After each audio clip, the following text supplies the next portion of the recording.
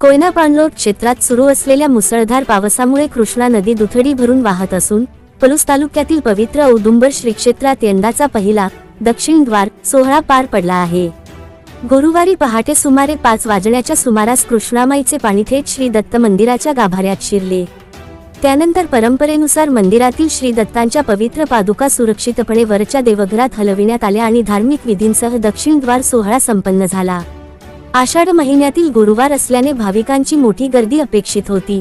मात्र नदीची वाढती पाणी पातळी लक्षात घेऊन मंदिर प्रशासनाने दर्शन व्यवस्था तात्पुरती बंद ठेवली आहे।